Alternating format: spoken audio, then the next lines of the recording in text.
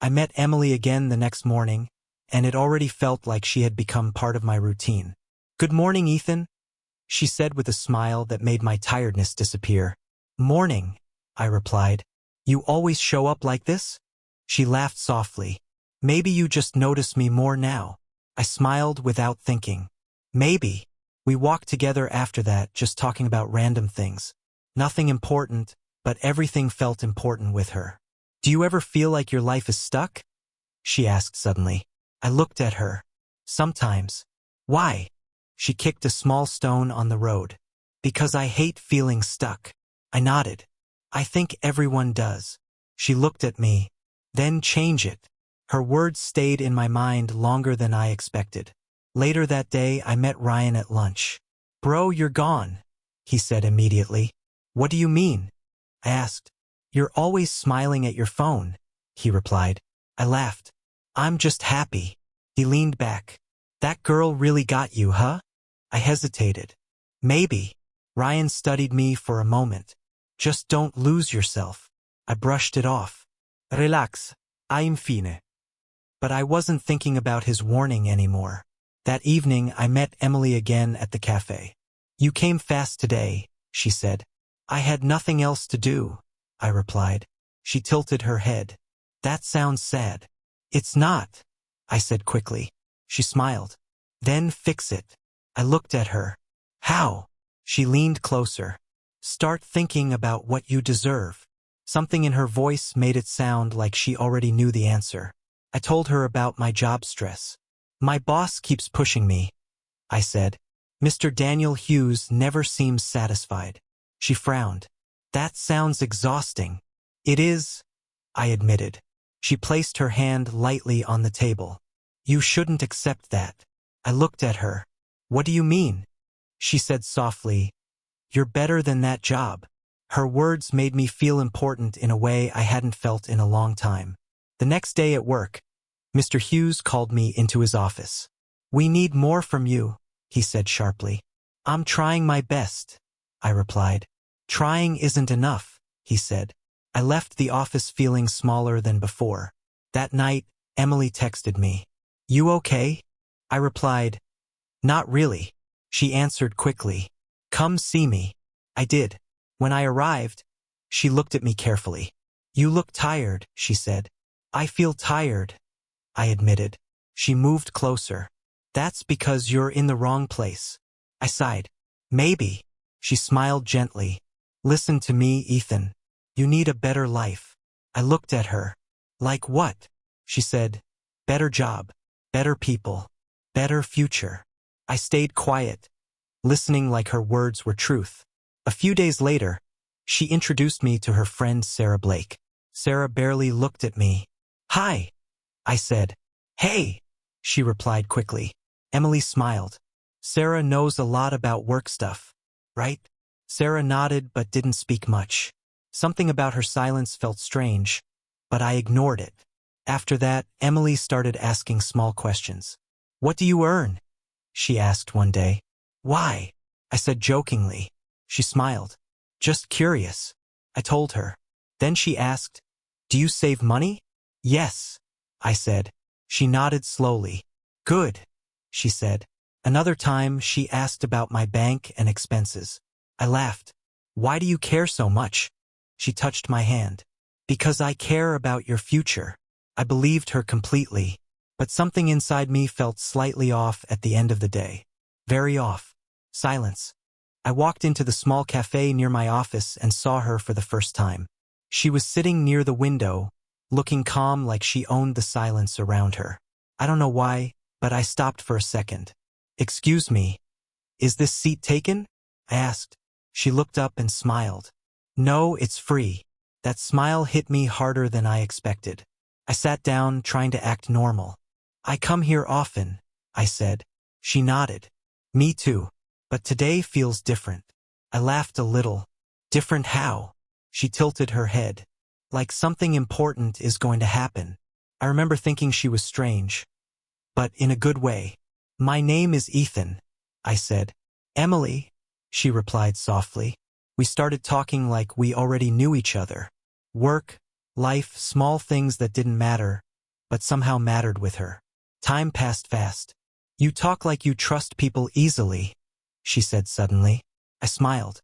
"Is that bad?" She looked down. "Not always. But it can hurt you."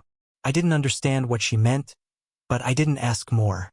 "I don't usually talk this much with strangers," I told her. "Then why me?" she asked. I froze for a second. "I don't know. It just feels easy with you." She smiled again, but this time it felt a little different, like she was hiding something behind it. After a while, I said, "Can we meet again sometime?" She paused, just a second too long. "Sure," she said finally. "I would like that." My heart felt weird when I left the cafe. I kept thinking about her smile, her voice, the way she looked at me like she already understood me. At home, I told my mother about her. "She sounds nice," she said, but her tone wasn't fully convinced. "Don't trust too quickly," she added. I laughed. "Mom, you always say that." "This time I mean it," she said seriously, but I didn't listen. I couldn't stop thinking about Emily. Later, I told my friend Ryan at work. "You? In love already?" He joked. "I didn't say love," I replied quickly. He laughed. "That's exactly how it starts." I smiled, but I didn't argue. That night, I checked my phone again and again, hoping for a message. And when it finally came, just a simple "hi," I smiled like a fool. I didn't realize then how fast I was falling. The next day, I went back to the cafe earlier than usual. I told myself it was random, but I knew I was lying to myself. She was already there waiting for me again. She said I came back fast. I said I just had free time. She said maybe I just wanted to see her. I did not answer but smiled. She told me I think too much. I said maybe I do. She said I should stop overthinking. I asked her why she talks like she knows me. She said because some people are easy to read. I told her I am not easy to read. She smiled and said maybe I am wrong. We talked for hours again. She asked about my job but changed topic quickly. I did not notice at first. She said we should just enjoy the moment. I agreed because it felt right. At night, I told Ryan everything again. He said I am disappearing into her world. I said I am just happy. He said happiness should not make you blind. I told him he worries too much. That evening, I sat alone for a while thinking about everything. But her face kept coming back to my mind. I felt like I could not escape it. I told myself I should slow down. But I did not want to. She texted me again that night. Said just hi. I smiled immediately when I saw it. I replied faster than I should have. She said good night. I stared at my phone for a long time. I realized I was already thinking about her all the time. I did not know what this feeling was, but I knew it was dangerous. Still, I did not stop. My mother looked at me again the next morning. She said I look different these days. I said I am just busy. She said busy is not the same as happy. I did not answer her. Ryan texted me again asking where I was disappearing. I told him I am fine. He said fine people do not hide. I stopped replying. That evening I went back to the cafe again. Emily was already there waiting with that same smile. She said I was becoming a regular. I said maybe I am. She asked if I ever think about changing my life. I said yes sometimes. She leaned closer and said then start now. I looked at her and felt something shift inside me. I asked her why she cares so much about me. She said because you are different from others. I smiled but I did not fully believe her. She noticed and asked what is wrong. I said nothing is wrong. She said then stop thinking so hard. I nodded slowly. She took my hand for a second. I felt my heart beat faster. She said we should meet again tomorrow. I said yes without thinking. When I left the cafe, I kept looking back. She was still smiling at me. I did not know what I was getting into, but I knew one thing for sure. My life was not going to stay the same, and I was already too deep to turn back easily. I walked home slowly that night thinking about everything she said. For the first time, I felt both excited and afraid at once. I did not know where this story was going, but I knew I was already part of it. I kept thinking about her smile, her words, and the feeling that everything in my life was already changing forever now slowly. I met Emily again the next morning, and it already felt like she had become part of my routine. "Good morning, Ethan," she said with a smile that made my tiredness disappear. "Morning," I replied. "You always show up like this?" She laughed softly. "Maybe you just notice me more now." I smiled without thinking. "Maybe." We walked together after that, just talking about random things. Nothing important, but everything felt important with her. "Do you ever feel like your life is stuck?" she asked suddenly. I looked at her. "Sometimes." "Why?" She kicked a small stone on the road. "Because I hate feeling stuck." I nodded. "I think everyone does." She looked at me. "Then change it." Her words stayed in my mind longer than I expected. Later that day, I met Ryan at lunch. "Bro, you're gone," he said immediately. "What do you mean?" I asked. "You're always smiling at your phone," he replied. I laughed. "I'm just happy." He leaned back. "That girl really got you, huh?" I hesitated. "Maybe." Ryan studied me for a moment. "Just don't lose yourself." I brushed it off. "Relax, I'm fine." But I wasn't thinking about his warning anymore. That evening, I met Emily again at the cafe. "You came fast today," she said. "I had nothing else to do," I replied. She tilted her head. "That sounds sad." "It's not," I said quickly. She smiled. "Then fix it." I looked at her. "How?" She leaned closer. "Start thinking about what you deserve." Something in her voice made it sound like she already knew the answer. I told her about my job stress. "My boss keeps pushing me," I said. "Mr. Daniel Hughes never seems satisfied." She frowned. "That sounds exhausting." "It is," I admitted. She placed her hand lightly on the table. "You shouldn't accept that." I looked at her. "What do you mean?" She said softly, "You're better than that job." Her words made me feel important in a way I hadn't felt in a long time. The next day at work, Mr. Hughes called me into his office. "We need more from you," he said sharply. "I'm trying my best," I replied. "Trying isn't enough," he said. I left the office feeling smaller than before. That night, Emily texted me. "You okay?" I replied, "Not really." She answered quickly, "Come see me." I did. When I arrived, she looked at me carefully. "You look tired," she said. "I feel tired," I admitted. She moved closer. "That's because you're in the wrong place." I sighed. "Maybe." She smiled gently. "Listen to me, Ethan. You need a better life." I looked at her. "Like what?" She said, "Better job, better people, better future." I stayed quiet, listening like her words were truth. A few days later, she introduced me to her friend Sarah Blake. Sarah barely looked at me. "Hi," I said. "Hey," she replied quickly.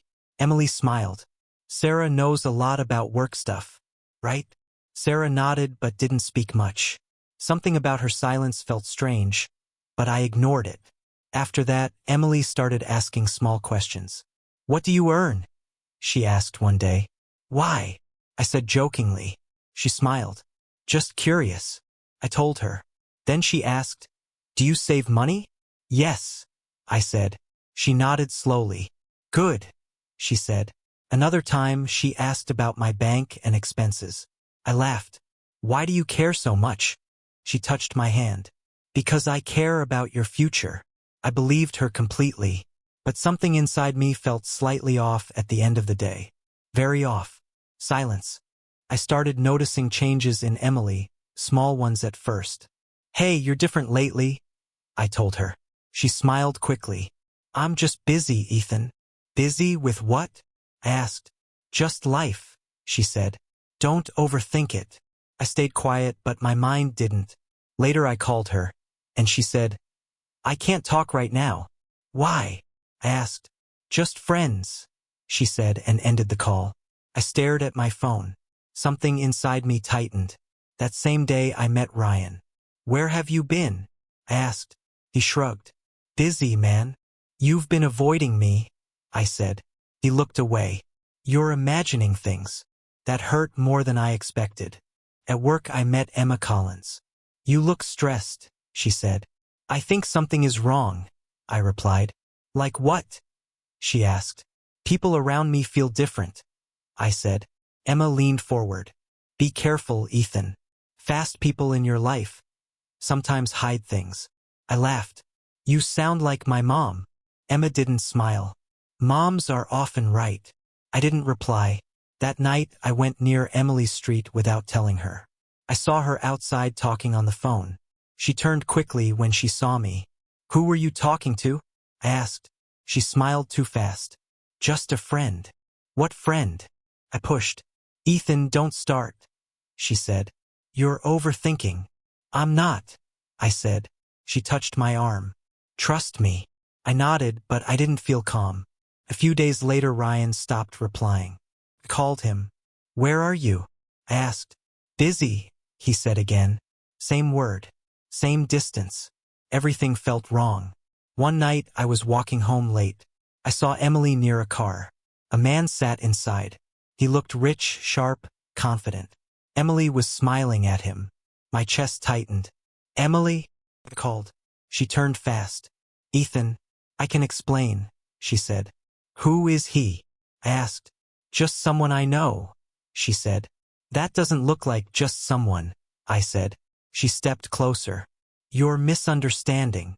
Then explain, I said. The man looked at me like I didn't belong. She shook her head. Not here. The car started moving. For a second, she looked at him again. Then she turned back.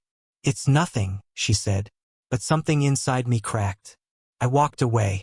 Ethan, wait, she called. I didn't turn back. The next morning, I kept thinking about what I saw. I couldn't focus on anything. Ryan finally messaged me. Stop calling me. I stared at it. I typed, why are you acting like this? No reply came. I went to Emma at work during a break. Can I ask you something? I said. She nodded. Go ahead. Have you ever felt like people around you suddenly change? She looked at me carefully. Yes. What does it mean? I asked. It usually means they were never fully honest, she said. I swallowed. That sounds harsh. It's honest, she replied. I walked away without speaking. That evening, Emily texted me. Are you okay? I replied, no. She said, meet me. I went. She was already waiting. You look upset, she said. I saw you yesterday, I replied. Her smile faded slightly. Where? Near the car, I said. She sighed. Ethan, it's not what you think. Then tell me what it is, I said. She looked away. I can't explain it here. Why not? I asked. Because you won't understand, she said. That made me angry. Try me, I said. She stayed silent for a moment. Then she said, some people are just connections. Nothing more. I frowned. That doesn't answer anything. She grabbed my hand. Trust me again. I pulled my hand back slowly. I did trust you, I said. Her eyes softened. And you still can. But I didn't feel the same anymore. The next day I tried calling Ryan again. He finally answered. We need space, he said. Space from what? I asked. From you, he replied. The call ended. I stood still in the street. Everything felt like it was falling apart piece by piece. At night, I walked alone again. I passed the cafe where I first met Emily. I sat outside for a while. I whispered to myself, what is happening to my life? A voice inside me answered, you don't know her. I shook my head. I do. But I wasn't sure anymore. That doubt stayed with me all night. The next evening, I met Emma again after work. You keep disappearing into your thoughts, she said. I replied, I can't stop thinking about it. She asked, about her? I nodded. Emma sighed. Then ask the hard question. What question? I said. Whether you were ever really important to her, she replied. That hit me hard. Later I walked alone and said out loud, was I just being used? No one answered me, but I already felt the answer inside me growing louder. And for the first time, I didn't defend her in my mind. I just stayed silent and kept walking forward without knowing where I was going anymore. The night felt heavier than ever before as I kept walking alone silently. I met Emily that evening, and I could feel something different in her voice from the start. "Ethan, I need to tell you something," she said. "What is it?" I asked. She hesitated. "That guy you saw, Lucas. He's just a business contact." I stared at her. "A business contact? That's it." She nodded quickly. "Yes, nothing more." I wanted to believe her. I really did. But my mind didn't settle. "That didn't look like just business," I said. She grabbed my hand. "You're thinking too much again." I looked down at her hand holding mine. "I just want the truth." She softened her voice. "That is the truth." So I stayed quiet. But inside, I wasn't calm anymore. Later that day, Ryan came back suddenly. "Bro, I heard you've been stressing," he said. "Where have you been?" I asked. He ignored my question. "Listen to me, Ethan. Emily is good for you. Trust her fully." I frowned. "You didn't even meet her properly." He smiled too fast. "I don't need to. I can see it." Something about his tone felt strange. "You sound like you're reading a script," I said. He laughed. "Don't overthink everything." But I noticed he didn't meet my eyes. That night at home, my mother tried talking to me. "You look disturbed," she said. "I'm fine," I replied. "Is it that girl again?" she asked softly. I sighed. "Mom, please stop." "Stop what?" she asked. "Interfering," I said sharper than I meant. She went silent. I walked away before she could say anything else. I felt guilty instantly. But I didn't go back. The next day, Emily started acting sweet again. "You're tired," she said. "A little," I replied. She smiled. "Then let me help you." "Help me how?" I asked. She leaned closer. "Small things. Nothing big." I should have asked more questions. Instead, I said, "Okay." She smiled like she was relieved. A few days later, she said softly, "Can you help me with something?" "What is it?" I asked. "It's temporary," she said quickly. "Just a small financial issue." I paused. "How small?" She looked at me with soft eyes. "You know I wouldn't ask if I didn't need it." I hesitated, then gave in. "Okay," I said. She squeezed my hand. "You're amazing." For a moment I felt needed. But that feeling didn't last long. Because after that day I started noticing things. My account balance wasn't what I expected. Small amounts were disappearing. At first I thought it was a mistake. I checked again. Then again. Kept happening. One night I went straight to her. "Emily," I said. She looked up. "What's wrong?"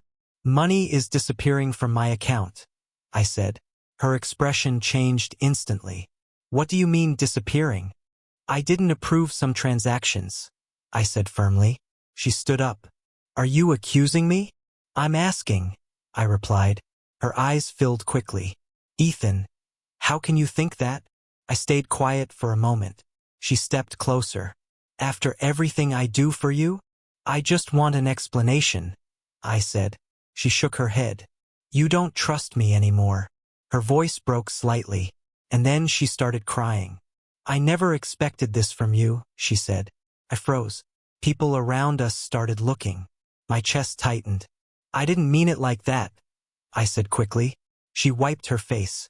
"Then why are you treating me like this?" "I'm just confused," I said. She turned away. "Maybe I should stop asking you for anything." That hit me harder than I expected. I felt guilty immediately. "Emily, wait," I said. She didn't turn. I lowered my voice. "I'm sorry." She paused. Then she turned slowly. "Do you trust me now?" she asked softly. I hesitated. And then I said, "Yes," even though something inside me still wasn't sure. She smiled again like nothing had happened. But I didn't feel relieved. I felt smaller. Days passed and I stopped questioning things. Whenever I felt doubt, I pushed it away. Emily became calmer again. Ryan kept saying, "You see? I told you she's good." My mother stopped talking to me as much after our argument. And I stopped going to her for advice. One night, I looked at myself in the mirror. I barely recognized my own expression. I whispered, "What am I doing?" But there was no answer. Only silence. And for the first time, I felt like I wasn't fully in control of my own choices anymore. Something inside me had already started breaking, quietly, without me even noticing. I came home earlier than usual that evening. I didn't even plan it. Something just pushed me to return faster. When I reached my apartment door, I stopped. Voices. Inside. I froze instantly. I leaned closer, trying to listen. Emily's voice. Ryan's voice. And another man. Lucas. My chest tightened. I whispered to myself, "No, this can't be." I placed my hand slowly on the door handle. Inside, I heard laughter. Emily laughed first. "He trusts me too easily," she said. I went completely still. Ryan replied, "Just keep him calm. Once everything is transferred, we're done with him." My heart dropped. I stepped back without thinking. My breathing got heavier. "Transferred?" I whispered. Lucas laughed lightly. "He's perfect for this. Too emotional." Emily spoke again, still laughing a little. "He thinks I actually care." Silence for a second. Then Ryan said, "He's useful." That's it. My hands started shaking. I couldn't believe what I was hearing, but I forced myself forward. I pushed the door open. Creaked. All three of them turned at the same time. Silence. Heavy silence. Emily's face changed instantly. "Ethan," she said quickly. "Wait." Ryan stood up too fast. "Bro, this isn't what it looks like." Lucas stayed relaxed, leaning back like nothing mattered. I stepped inside slowly. My voice came out low. "What is this?" No one answered for a second. Emily tried to smile. "You should have called before coming." I looked around the room. The table had documents, phones, and my bank papers. My stomach dropped. "Why are my papers here?" I asked. Emily hesitated. "We were just—" Lucas interrupted. "Planning." I turned to him. "Planning what?" He smirked. "Your cooperation." Ryan said quickly, "Ethan, calm down. You're misunderstanding everything." I laughed once. It didn't sound like me. "Misunderstanding," I repeated. Emily stepped closer. "Let me explain." I raised my hand. "No, just answer one thing." She stopped. "Did you say I trust you too easily?" I asked. Her silence was enough. I looked at Ryan. "And you? Once everything is transferred?" Ryan looked away. That hurt more than anything she could have said. My voice dropped.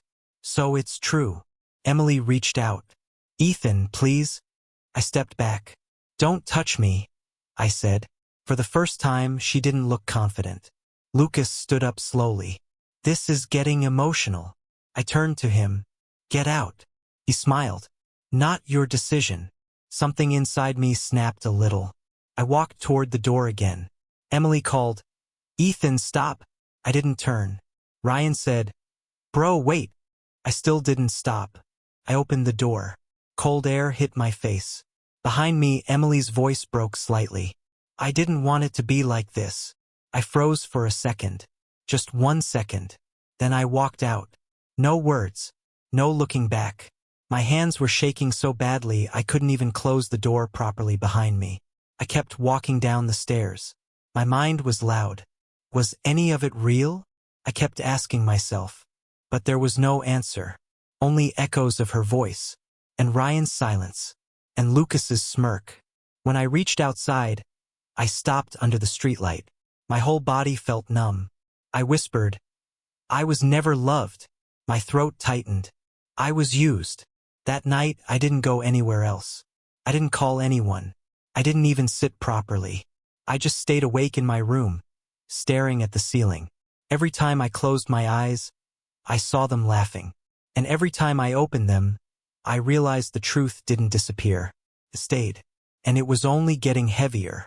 I disappeared after that night. No calls. No messages. No work. Just silence. "Ethan, open the door," my mother shouted. I didn't answer. I just sat in my room staring at nothing. My phone kept ringing, but I turned it off. I whispered to myself, "I don't want to feel anything anymore." The next morning, I went to my workplace one last time. "My resignation," I said to HR. The lady looked shocked. Are you serious? Yes, I replied. Do you want to give a reason? I shook my head. No. I walked out like I didn't belong there anymore. Outside, the world felt normal. But I didn't. My phone was full of missed calls. Emma Collins, Ryan, even Emily. I didn't open any of them. That evening, Emma came to my apartment. Ethan, I know you're in there, she said. I replied from inside. Go away. She didn't leave. I'm not leaving you like this, she said. I opened the door slowly. She looked at me and her face changed. You look broken, she said softly. I laughed without humor. Good observation. She stepped closer. Talk to me. There's nothing to talk about, I said. She shook her head. That's not true. I turned away. You don't understand. She lowered her voice. Then make me understand. I stayed silent. After a long pause, I said, people don't care until you're already destroyed. Emma replied quickly, I care now. I looked at her. Too late for that. She didn't leave even after that. Later that night, my mother came again. When she saw me properly, she started crying. What did they do to you? She asked. I couldn't answer. I just stood there. She touched my face. My son. Please come back to yourself. I stepped back. I'm fine. She cried harder. No, you're not. I turned away because I couldn't look at her tears. The next day, my old mentor, Mr. Adam Scott, visited. I heard everything, he said. I didn't respond. He sat across from me. You've stopped living. I replied, I stopped trusting. He nodded slowly. That's understandable. I looked at him. Nothing is understandable anymore. He leaned forward. Pain can destroy you or rebuild you. I closed my eyes. He continued, your choice. That sentence stayed in my head long after he left. Destroy or rebuild. I whispered, rebuild. Something inside me shifted. Not healing, not peace. Something colder, something sharper. For the first time, I opened my laptop again. I searched Lucas Grant, then Emily Carter. I didn't stop this time. I read everything I could find about Lucas's business. Fake companies, hidden deals, fast money. I whispered, so this is what you are. Then I searched Emily's connections, her movements, her patterns, anything. The more I read, the clearer everything became. This wasn't random. It was planned. My hands tightened. I said quietly, you didn't just hurt me. You built a system around it. Emma called me again. I answered this time. Ethan, she said carefully. I need something, I replied. What? She asked. Information, I said. There was silence. Then she said, about them? Yes, I said. Another pause. You're not the same person, she said. I replied, no, I'm not. I closed the laptop slowly. For the first time since everything broke, I felt awake again. Not alive, not happy, just awake, and ready to understand everything I had been blind to before. I returned, but I wasn't the same person anymore. The old me felt far away, like someone I used to know. Emma looked at me one evening and said, you're back outside again. I replied, I'm not back. I'm just moving. She studied me. That doesn't sound like healing. I said, I'm not trying to heal. A silence fell between us. Then she asked softly, then what are you doing? I looked at her and answered, understanding everything. She nodded slowly. And after that? I said, we'll see. Mr. Adam Scott helped me rebuild step by step. Start small, he told me. Don't rush revenge. Build yourself first. I replied, I'm not rushing anything anymore. He smiled slightly. Good, because patience is power. So I started working again. Quietly. New projects, new contacts, new structure. No one knew what I was building. Not even Emma fully understood. One evening she asked, why are you so secretive now? I said, because trusting people once cost me everything. She looked hurt but didn't argue. I understand, she said, but I don't think she fully did.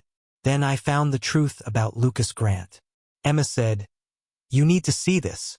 She slid documents toward me. I looked at them slowly. "What is this?" I asked. She replied, "Illegal financial movement, fake investments, hidden accounts." I stayed silent. Then I said, "So he's not just rich." Emma shook her head. "He's built on fraud." That changed everything inside me. Later I discovered Ryan too. Emma hesitated before speaking. "There's something else." "What?" I asked. She looked away. "Ryan, he's in debt." I frowned. "How bad?" She replied, "Very bad. He's been borrowing from the wrong people." I leaned back. "So that's why he changed," I said. Emma nodded. "Yes." Then I asked, "And Emily?" She hesitated again. "She's with Lucas fully now," Emma said quietly. "Dependent on him." I didn't react at first. I just stared at the table. "Dependent," I repeated. Emma said, "I'm sorry." I shook my head. "Don't be." Because something inside me had already stopped breaking. It had started forming again. Differently. After that, I moved carefully. No anger. No shouting. Just quiet actions. I shared information anonymously with people who could investigate Lucas. Small leaks. Careful steps. No one could trace it back to me. Emma watched me once and said, "You're planning everything too precisely." I replied, "That's the point." She asked, "Do you even feel anything anymore?" I paused, then said, "Not like before." Emily started contacting me again. "I miss you," her message said. I didn't reply. Another message came later. "Please talk to me." I still didn't reply. Ryan called once. I picked up. "Ethan," he said nervously. I replied, "You finally remembered me?" He swallowed. "We need to talk." I said, "We already did. You just didn't listen." He went quiet. Then he said, "You know everything, don't you?" I answered, "More than you think." His voice shook. "Listen, I didn't mean." I interrupted. "You chose your side." And I ended the call. Emma looked at me after that. "You scared me a little," she said honestly. I replied, "Good. Fear makes people honest." She frowned. "That's not who you used to be." I said, "No. It's who I needed to become." That night I stood alone on the rooftop. The city looked calm, but my mind wasn't. I whispered, "Now I see everything clearly. No love, no confusion, just structure, just truth." For the first time I felt power again. But it wasn't warm. It wasn't emotional. It was cold. And it was steady. And I knew one thing for sure. I wasn't done yet. Everything started falling apart for them one by one, just like I expected. I sat across from Emma one evening and said, "It's happening now." She looked at me carefully. "Lucas." I nodded. "His company is under investigation."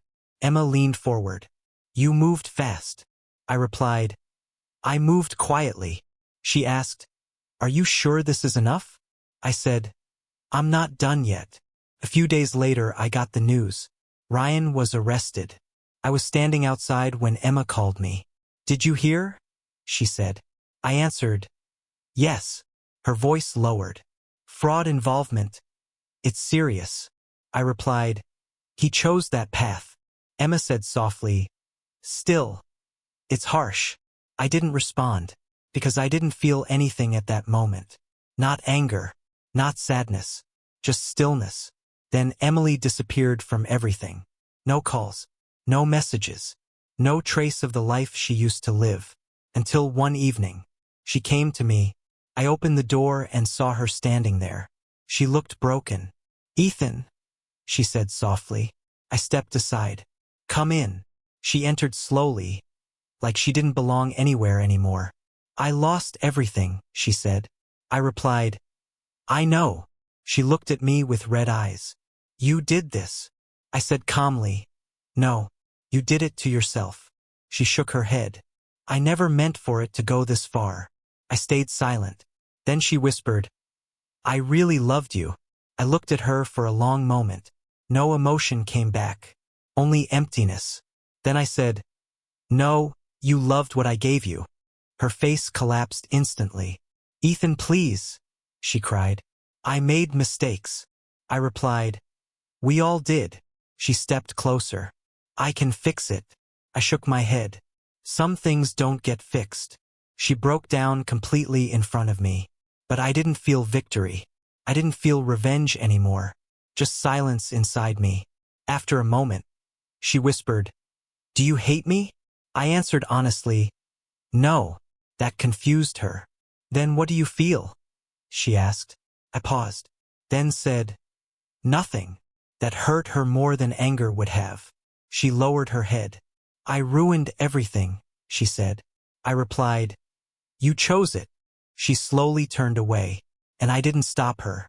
After she left, Emma came to me. She was here, wasn't she? She asked. I nodded. Emma studied my face. How do you feel? I looked at her and said, free. She frowned slightly. That doesn't sound happy. I replied, it's not. She asked, then what is it? I thought for a moment. Peace, I said. She didn't respond immediately. Then she said quietly, you changed. I nodded. I had to. She looked down. Do you ever miss who you were? I answered, no. He was too blind. Emma didn't argue. She just stood beside me quietly. Later that night, I went home. My mother was waiting. When she saw me, her eyes filled. You're back, she said softly. I walked toward her. She hugged me tightly. I didn't resist. For the first time in a long time, I let myself stay still in someone's arms. I was scared for you, she said. I replied, I'm okay now. She pulled back and looked at me. Are you really? I said, yes. And this time it felt true. After that, I met Emma outside. She smiled faintly. What now? I looked at the sky. No revenge, I said. She asked, then what? I answered, life. She nodded slowly. For the first time, she smiled without worry. And I finally understood something I didn't see before. I didn't just survive betrayal. I was rebuilt by it. And the man I used to be never came back again.